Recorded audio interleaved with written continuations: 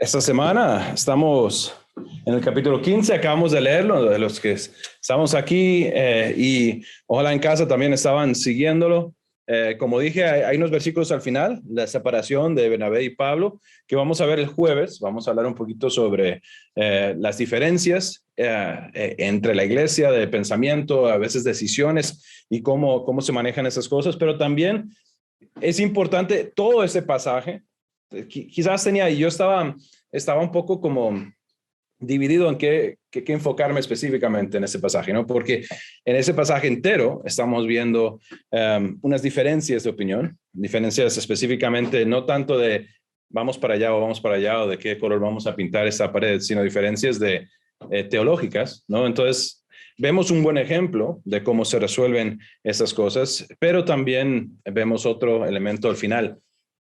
La otra cosa que fue la que terminó siendo la que dejé como el punto central del mensaje es, como he puesto aquí, sola gracia.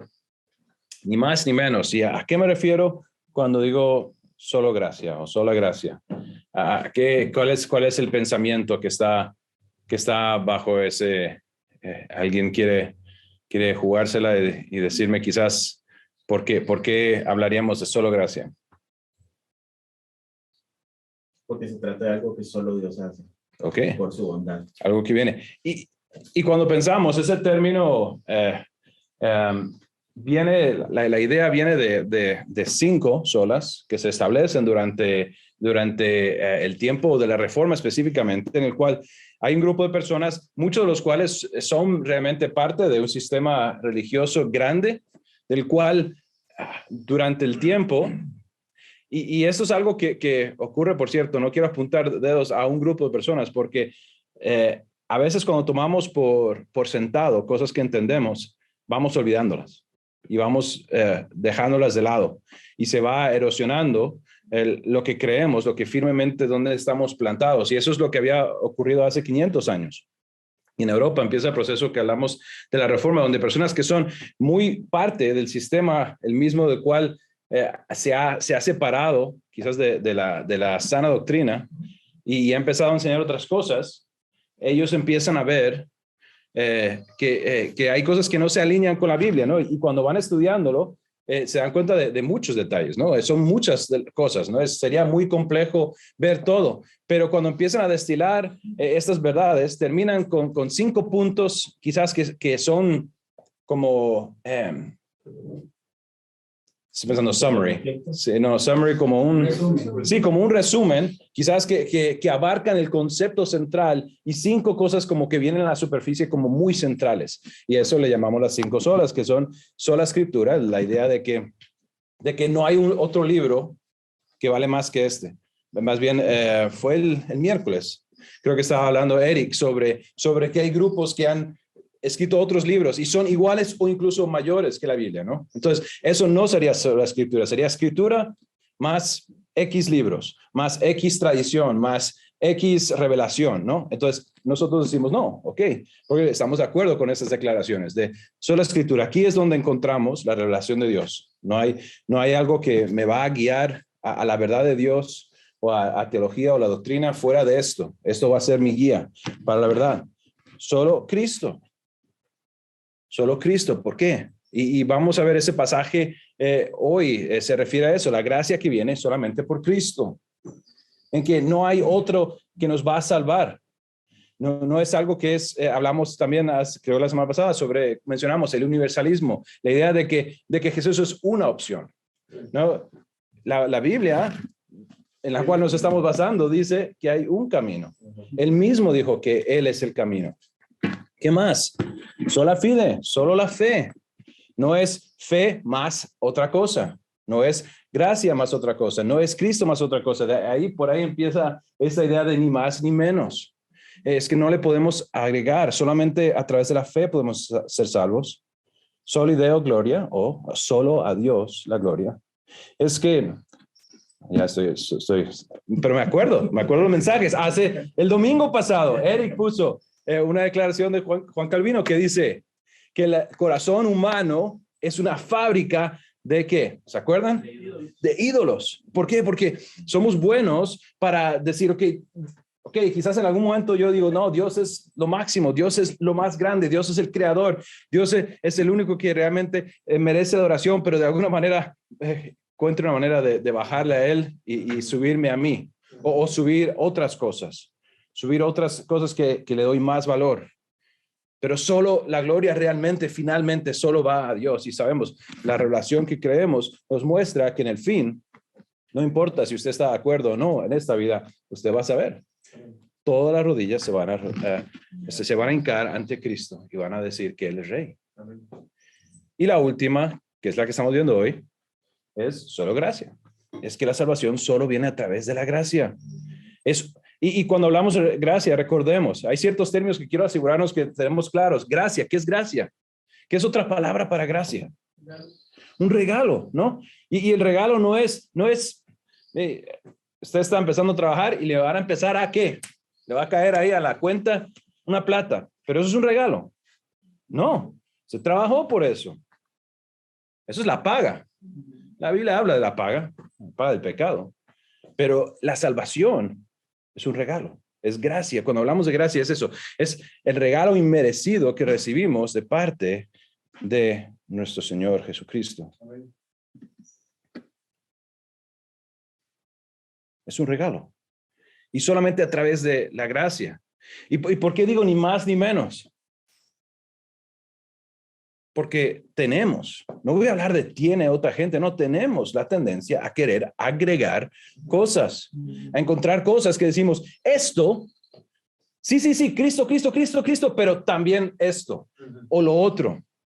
Y eso puede ser influenciado por un montón de cosas. Puede ser que mi corazón realmente simplemente está alejado, o puede ser que realmente soy muy gringo y no me gusta cómo lo hace esta gente o la otra gente, o soy muy tico y no me gusta cómo lo hace esta gente o la otra gente no sé. Es que nosotros hacemos canción, testimonios, lectura, canción y después, y ellos hicieron esto. No, es una broma, pero la verdad es que hacemos esas cosas, ¿no? Empezamos a agregar. Hoy vamos a tratar con una cuestión que no es única de este momento. Este es el principio documentado de una bronca que Pablo va a tener continuamente. Uno de los primeros libros que nosotros estudiamos como iglesia hace años fue Gálatas. Y esa serie entera se llamaba Cristo, ni más ni menos. ¿Por qué? Porque el mismo problema, un grupo de personas trayendo reglas extra, diciendo, sí, claro, Cristo es el Mesías, claro que sí, Cristo murió en la cruz, resucitó, claro que sí, eso, la salvación es con fe en Él. Y estas otras cosas. Y eso es a lo que venimos a hablar hoy, de esa idea de que cuando viene esa voz que dice, ¿sabe qué? Si el evangelio, todo bien, súper chiva. Pero creo que le falta como un poquito de esto. ¿No? Poco de sazón. O quizás le sobra esto, ¿no? ¿Por qué no? Y quitemos eso. No, es un regalo diseñado y dado por Dios. Y Dios es el que decide cómo es. Y es a través de Cristo. Y no hay más, no hay menos. Entonces esa es la idea que vamos a ver hoy. Y cuando pensamos en eso, simplemente le voy a arrancar con esta declaración del pastor y autor R.C. Sproul, donde creo que nos ayuda a entender, porque tenemos que pensar, ok, cuando yo digo, o cuando alguien dice que sí, Cristo es la salvación, pero también tengo que hacer esto, ¿qué estoy diciendo? Que no es suficiente y que yo puedo aportar algo a esto. Y por eso me gusta esta aclaración, porque creo que estoy muy de acuerdo con esto y creo que da la idea. Dice, Dios no tira simplemente un salvavidas a una persona que se está ahogando, siendo la idea de que, ay, auxilio, ayúdeme, ok, y me agarro. No. Él dice, Él baja al fondo del mar, saca un cadáver del fondo del mar, lo lleva a la orilla y respira en esa persona el aliento de vida y lo hace vivir. Eso es una imagen más correcta de nuestra inhabilidad. Porque hay mucho pensamiento por ahí fuera de que todos tenemos una chispa. Y lo único que ocupamos es un poquito de darle un poco de aire y Dios que está dentro de nosotros va a hacer un fuego.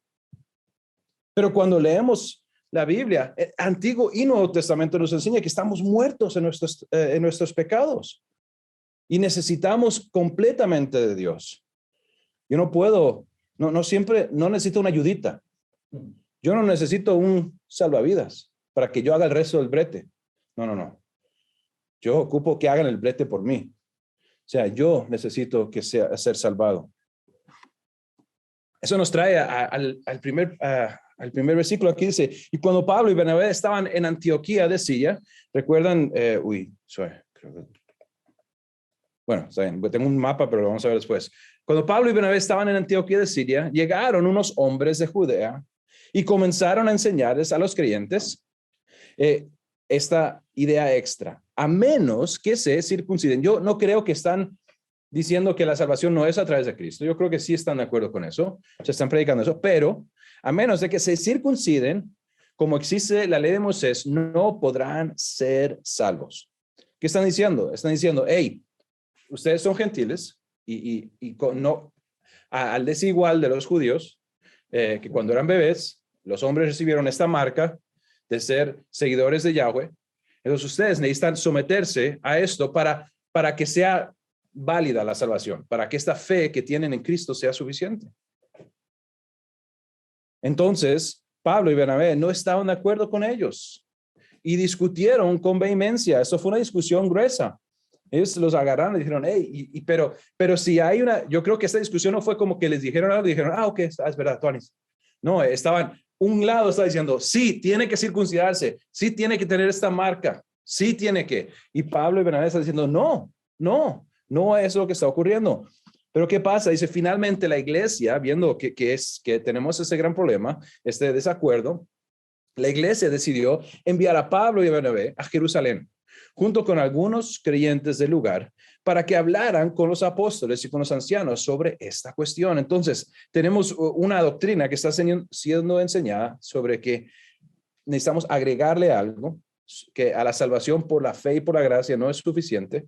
Entonces dicen, hey, bueno, vayamos allá donde hay la pelota más grande de personas que estuvieron con Cristo, que han estado pensando en esto, que han estado estudiando. Vamos a ver cuál es la decisión, qué piensan ellos. Disculpen.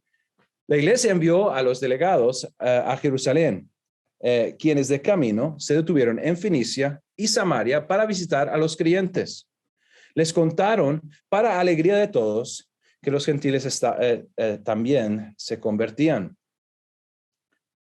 Quizás, no sé si usted alguna vez ha tenido que hacer algo como pesado, algo que no es como, que usted no tiene ganas de hacer, qué rico por lo menos tener de camino una visita bonita, ¿no? Como tomar un café, tuve un par de buenos cafés de camino antes de llegar a quizás lo que iba a ser difícil, una conversación dura.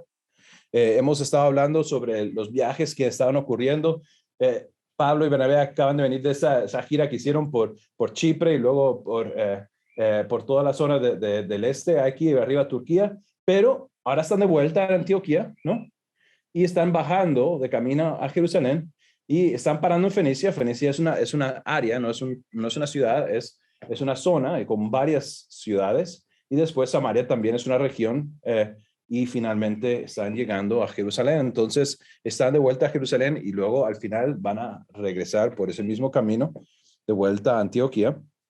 Dice, finalmente la iglesia, cuando llegaron a Jerusalén, toda la iglesia, incluidos los apóstoles y los ancianos, dio la bienvenida a Pablo y a Bernabé, quienes le informaron acerca de todo lo que había hecho por medio de ellos, Dios había hecho por medio de ellos.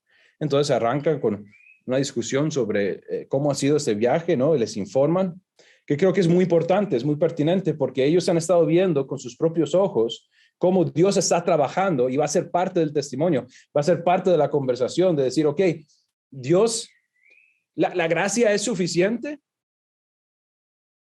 Alguien que simplemente tiene fe en Cristo y que recibe ese regalo de la gracia, ¿realmente es un creyente? ¿Realmente es pueblo de Dios ahora?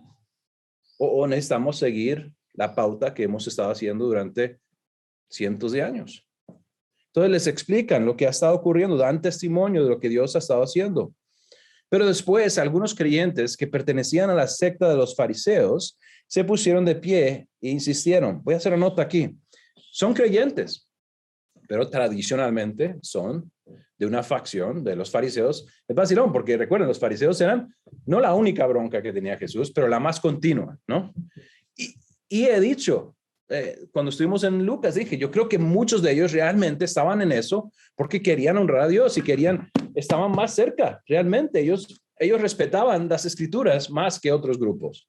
No estaban denegando la resurrección, no estaban denegando que Dios estaba trabajando de formas milagrosas. Y parece ser que algunos están siendo convertidos, están recibiendo esa gracia, son salvos, pero están luchando con su tradición, están luchando con la costumbre. ¿Usted sabe lo que es llevarse un tico a otro país y al tercer día que se despierte sin haber comido pinto? Bro, es duro. Es duro para algunos no comen pinto. Pero yo recuerdo la primera vez que fui a Honduras, llevamos un equipo de ticos, bro, están como, no hay pinto. Ve, las costumbres son duras. Ve, todos conocemos a algún gringo que llegó a los 3 días, está como el McDonald's, ¿no? Está en la Plaza Sol, vaya, jale. Porque bueno, es que no soy fan, pero las costumbres son duras, ¿no? Nosotros empezamos nos arraigamos y más cuando mucho de lo que uno está, y eso es algo que tenemos que tocar, es que mucho de lo que ellos están queriendo agarrarse no son cosas, algunas son inventadas, hemos hablado de la tradición, hay un montón de reglas extra que la tradición rabínica había establecido que no eran bíblicas, pero había muchas cosas bíblicas y nosotros las entenderíamos como rituales que habían sido prescribidos a los judíos específicamente por Dios para que ellos hicieran hasta un tiempo determinado. ¿Ok? Entonces, ellos están siguiendo la tradición hasta cierto punto, pero también, sobre todo, lo que Dios ha dicho. Y creo que el jueves vamos a hablar un poquito también sobre esa dinámica entre las tradiciones y entre las cosas que son ley moral, porque a veces tenemos esa bronca, ¿no? Es como, ¿qué hacemos con los 10 mandamientos? ¿No? Bueno, hay ley moral y hay ley que es cosas que son rituales, ¿no? Ceremoniales, que no se mantienen igual. Entonces, ellos dicen, estos fariseos dicen prácticamente lo mismo, solo que agregan más. Dicen, los convertidos gentiles deben ser circuncidados y hay que exigirles que sigan la ley de Moisés. ¿Ven? No es solamente ahora una marca física de los hombres, sino tienen que seguir todas las reglas que nosotros seguimos. Y yo creo que esa declaración es genuina, no es como que están queriendo ser callebaros. Yo creo que es como ellos están entendiéndolo. Entonces hay que tener esta discusión. Así que los apóstoles y los ancianos se reunieron para resolver el asunto. Vemos que el liderazgo de la iglesia se junta, conversan, me imagino, oran, me imagino, piensan acerca de las palabras de Cristo, piensan acerca de todo lo que la ley dice, tienen consideración sobre lo que los profetas han dicho, y vamos a ver eso. Incluso conversaciones que como Pedro y Pablo han tenido con Dios, revelándoles, cosas como cuando vimos hace unas semanas, cuando baja esa tela y tiene la carne y le está diciendo Dios a Pedro, las cosas han cambiado, ya no es como era antes. Entonces dice en la reunión, después de una larga discusión, Pedro se puso de pie y se dirigió a ellos de la siguiente manera. Ha habido un problema, ¿no? Ha habido como un conflicto, una diferencia. Y hay una búsqueda de respuestas, pero creo que la respuesta viene a través de las próximas 3 declaraciones o 3 grupos de personas diferentes que lo que van a hacer es predicar la gracia. Vamos a ver a Pedro hacerlo, vamos a ver a Bernabé y a Pablo hacerlo y vamos a ver a Santiago hacerlo. Ellos, los 3, lo que van a hacer es recostarse sobre la gracia y decir, esta es la respuesta. Esto es lo que Dios está haciendo, es lo que Él ha dictado en su soberana gracia. En la reunión, después de una larga discusión, Pedro se puso de pie y se dirigió a ellos de la siguiente manera. Hermanos, todos ustedes saben que hace tiempo Dios me eligió de entre ustedes para que predicara a los gentiles a fin de que pudieran oír la buena noticia y creer. Esto se referiría a lo que hablamos cuando vimos con Cornelio y más adelante tendrá otras experiencias. Dios conoce el corazón humano y le confirmó que acepta a los gentiles al darle el Espíritu Santo, tal como lo hizo con nosotros. Esa es otra cosa que él está diciendo. Hey, en el pasado hemos dicho que eres pueblo de Dios porque estás en esta categoría, ¿no? Porque tienes esta marca física, porque tienes esta tradición, porque tienes esta costumbre. Pero dice, hey, ellos han recibido el sello del Espíritu Santo, al igual que nosotros. Entonces, aunque antes éramos como, obvio, somos los judíos, pueblo de Dios, estamos aceptando al Mesías, típico, tiene sentido que recibamos el Espíritu Santo, pero suave, ¿qué pasa cuando alguien que no es judío, no ha seguido la tradición, cree en el mismo Mesías, sirve? Bueno, el Espíritu Santo dice que sí. El Espíritu Santo está dando evidencia de que sí, tal como lo hizo como nosotros. Él dice, hey, ellos están teniendo el mismo evento está ocurriendo. Están recibiendo gracia, están teniendo fe, están creyendo y el Espíritu Santo está con ellos. Él no hizo ninguna distinción entre ellos, nosotros y ellos. Pedro está diciendo, hey, tenemos que ver que para Dios es la misma cosa. Ninguna distinción entre nosotros y ellos, pues les limpió el corazón por medio de la fe. Y eso es una cosa muy importante porque cuando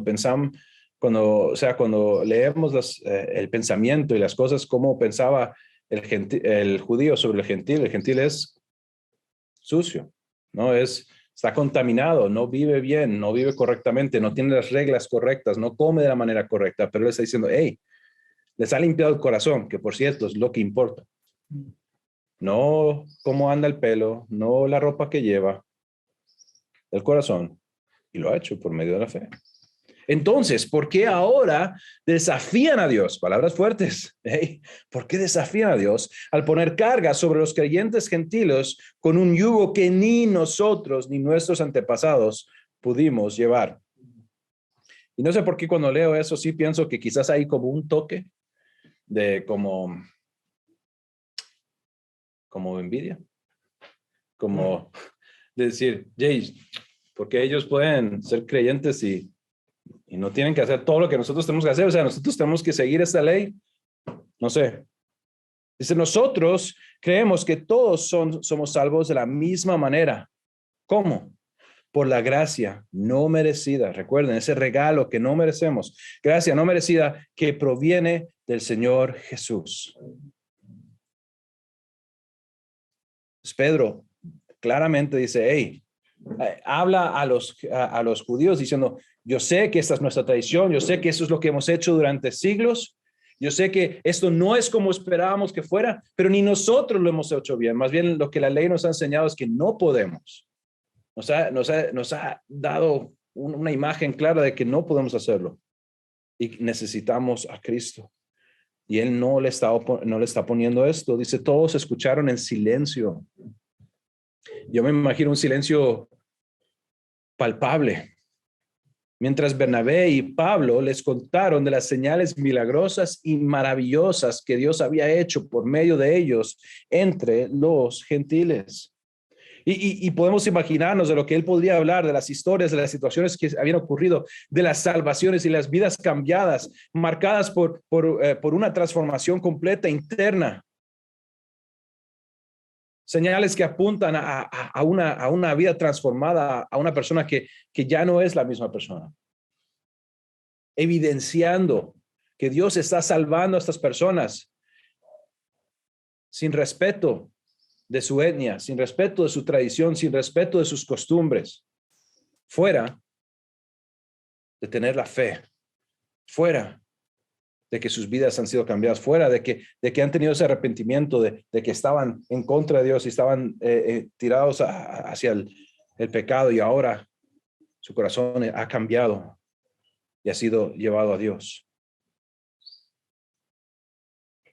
Y los milagros siempre han sido usados para mostrar el poder que Dios está usando y para evidenciar que Dios está trabajando en esas maneras.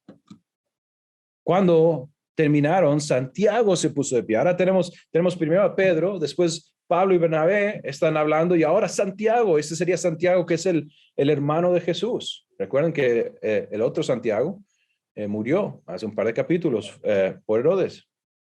Pero Santiago, el hermano de Jesús, se puso de pie y dijo, hermanos, escúchenme.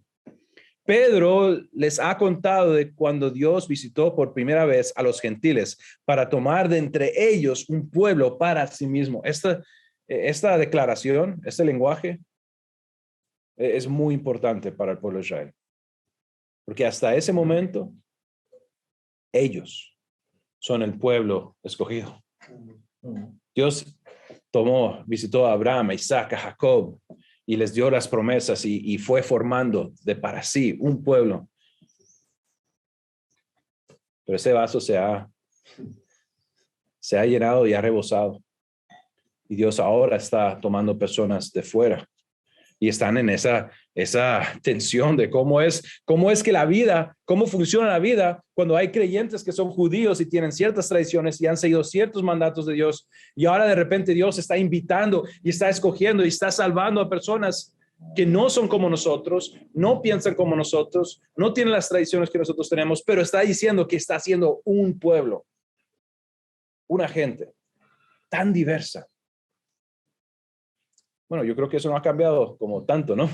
Seguimos siendo, la iglesia sigue siendo conformada por personas tan diversas, tan diferentes.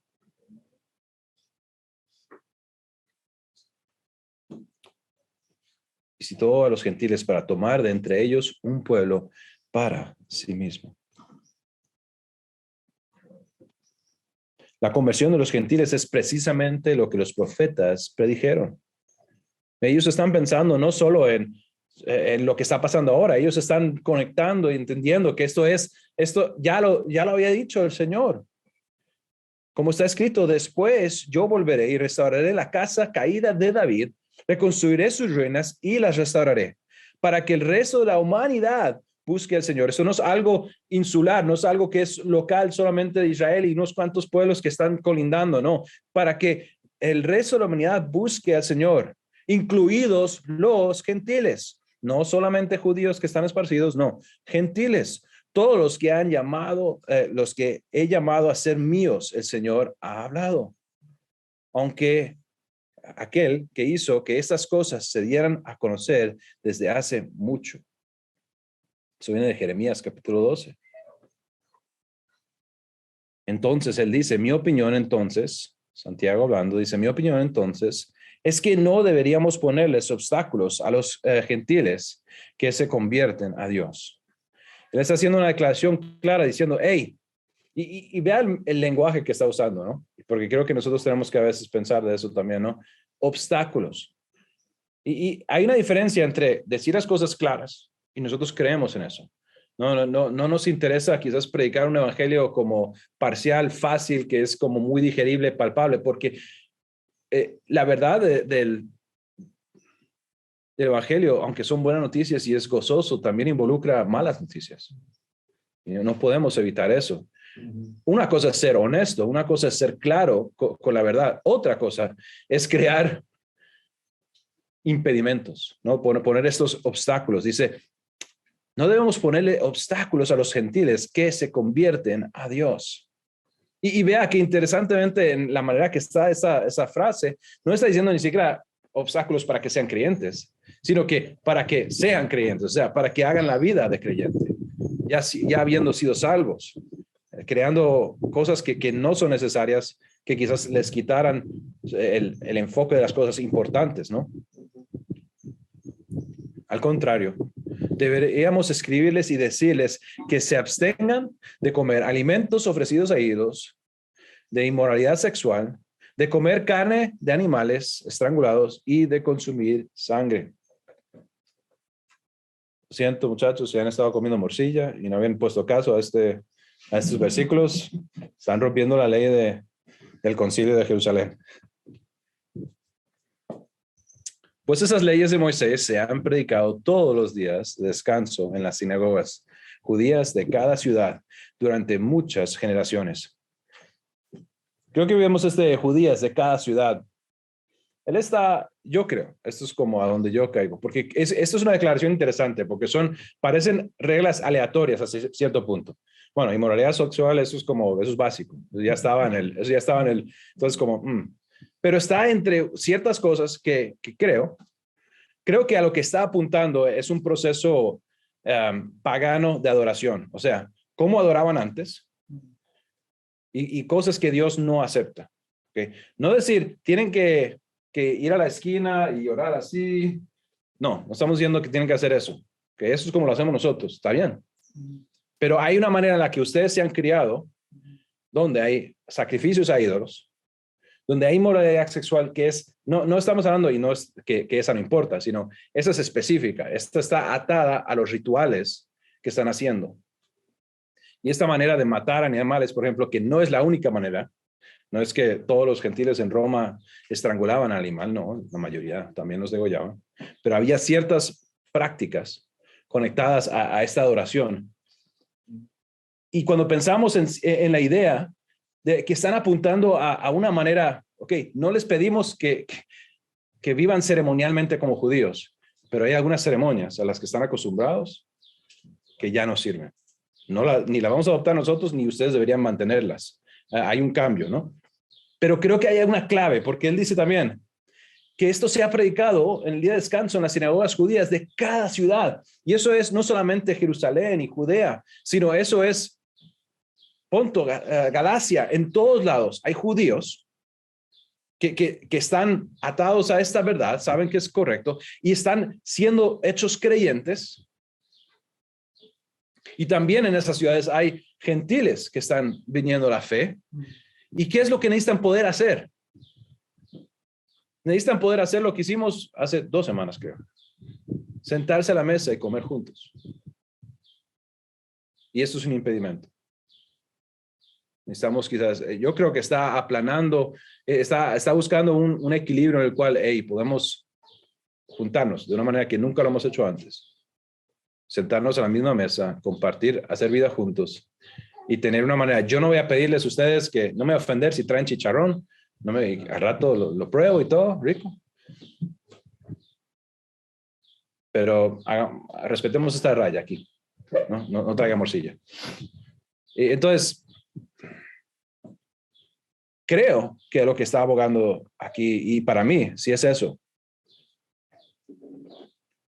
Tiene un significado profundo,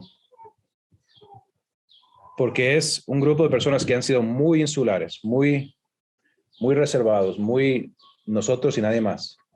Si quieren venir, que vengan, pero que se hagan como nosotros. Esa ha sido la tradición, ¿no?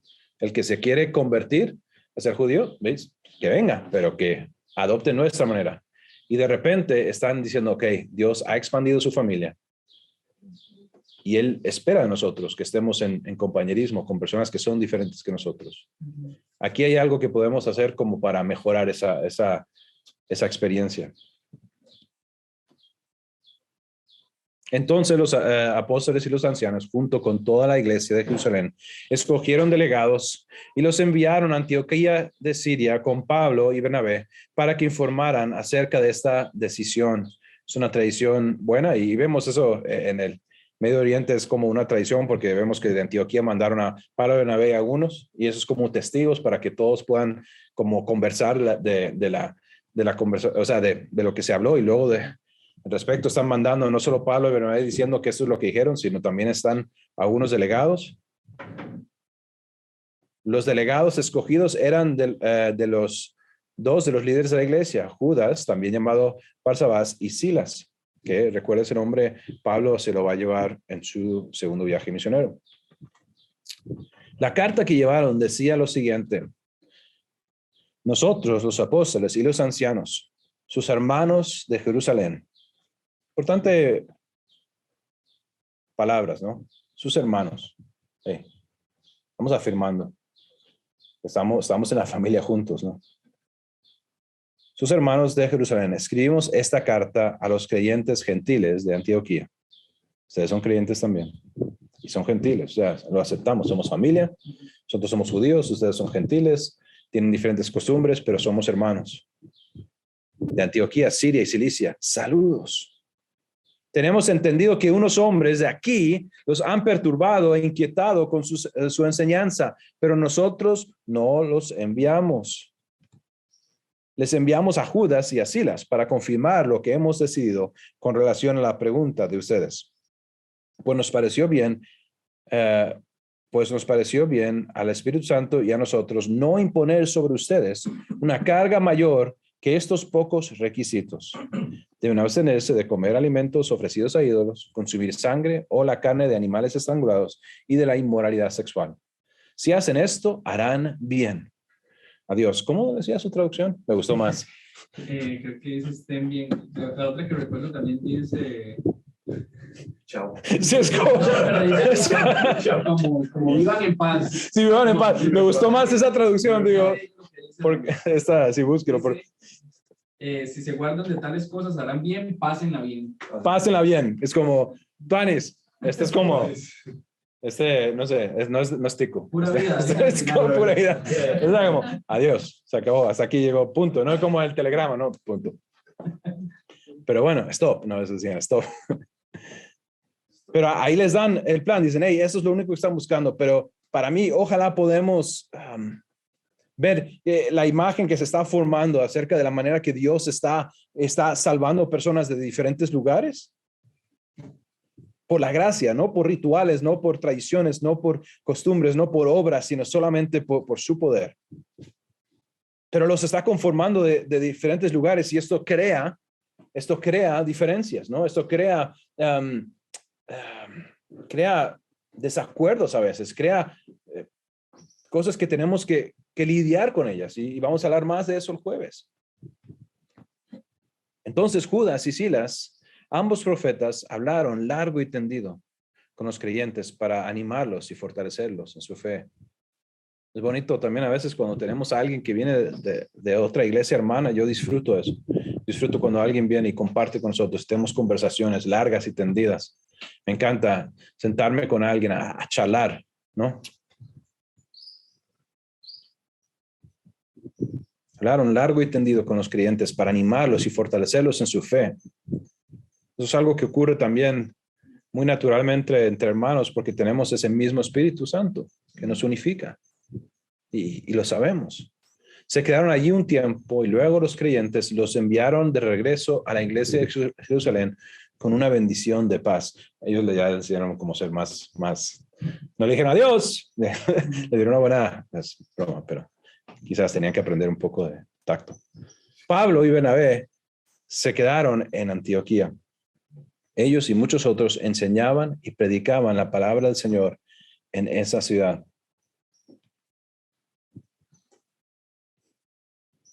Para mí ese pasaje es un testamento a la realidad de que continuamente, como dije, a través del Nuevo Testamento vamos a ver una recurrencia de eso, ¿no? De personas intentando agregar al Evangelio. Gálatas es un muy buen ejemplo y trata específicamente sobre eso, sobre esa idea de personas trayendo el mismo tema. No, tienen que circuncidarse, tienen que seguir las leyes. Y Pablo teniendo que explicar, ¿no? Es Cristo, ni más ni menos. Es gracia, no hay más ni menos. No podemos hacer para merecer esto, para ganarnos esto. Entonces me quedo con este pensamiento hoy. En mi vida estoy creyendo que la gracia de Dios es suficiente o estoy intentando agregar de mi parte. Y creo que es algo como que está en el ADN nuestro. Porque es profundo y está en todos lados, ¿no? La idea de que quizás sí, Jesús, pero ¿qué de esto? ¿Qué del otro? ¿Qué de? Seguro que tengo que hacer algo más. Seguro que yo estoy influenciando el hecho de que Dios me vaya a salvar o no, que Dios me ama o no. ¿Cómo está mi corazón? ¿O estoy plenamente diciendo solo gracia? Yo no puedo ni agregar ni quitar de la redención de Dios. No hay nada que yo pueda hacer. Solo una obra de Él. Vamos a Señor oración. Padre Celestial, te damos gracias por tu amor sublime, tu misericordia, tu gracia. Dios, gracia inmerecida la cual solo podemos recibir de nuestro Señor Jesucristo. Dios, te pido que podamos vivir, Señor, peleando en contra de esa tendencia natural que tenemos, esa tendencia que nos empapa de fuera, de la idea de que nosotros tenemos que poner de nuestra parte, de que nos toca a nosotros, de que tenemos algún tipo de trato con Dios en el cual yo hago mi parte y Él hace la suya, y entender que Dios, tú eres el que hace esta obra. Un día tú bajaste a lo profundo de un mar, Señor, y me encontraste como un cadáver muerto. Dios, y tú me sacaste de ahí. Dios, y tú me diste el aliento de vida. Y por eso es que puedo vivir. Y ayúdanos a celebrar esta gracia y a vivir en obediencia por causa de esta gracia, Señor. No una obediencia que pretende ganar favor contigo o ganar posición contigo, Señor, sino una obediencia que rebosa de la gloriosa verdad de que, Señor, nos has salvado. Te pido, Señor, que construyas tu iglesia. Pues continúa trabajando en cada uno de nuestros corazones, Señor. Confórmanos a tu imagen, Señor, y trae tu paz a nuestra vida. Te pedimos por esas cosas, en el nombre de Jesús. Amén.